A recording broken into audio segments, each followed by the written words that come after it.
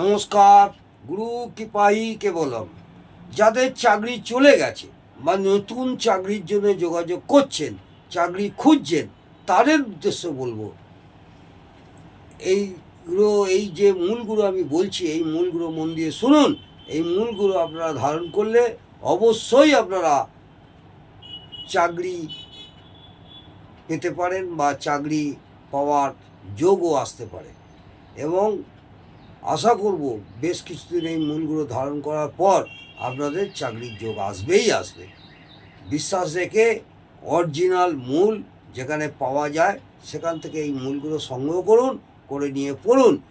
চাকরি চলে গেলে পুনরায় চাকরি পেতে, ধরা যাক এক জায়গায় আপনারা চাকরি করতেন, কোনো কারণে সেই কর্ম আপনার কারণবশত চলে গেছে, তাই এবার কর্ম খুঁজছেন, কিন্তু যোগাযোগ হয়েও হাতছাড়া হয়ে যাচ্ছে।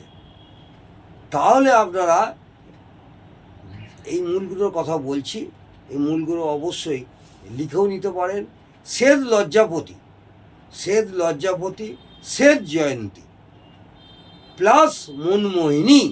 শ্বেত লজ্জাপতি, শ্বেত জয়ন্তী প্লাস মনমোহিনী, এর সঙ্গে মনমোহিনীর সঙ্গে, অর্থাৎ শ্বেত লজ্জাপতির সঙ্গে মনমোহিনী একসঙ্গে বাঁধবেন এবং শ্বেত জয়ন্তী তার পাশে বাঁধবেন। তিনটে একসঙ্গে বাঁধবেন না, শ্বেত লজ্জাপতির সঙ্গে মনমোহিনী একসঙ্গে বাঁধবেন, আর শ্বেত জয়ন্তীর সঙ্গে শ্বেত জয়ন্তীটা পাশে বাঁধবেন। শ্বেত লজ্জাপতি, শ্বেত জয়ন্তী ও মনমোহিনীর মূল এনে সাদা ও লাল সুতো দিয়ে বেঁধে আপনাদের বাড়িতে যে ঠাকুর আছে তার চরণে ঠেকিয়ে গঙ্গা জল দিয়ে শোধন করে মনস্কামনা জানিয়ে আপনারা এটা ধারণ করুন।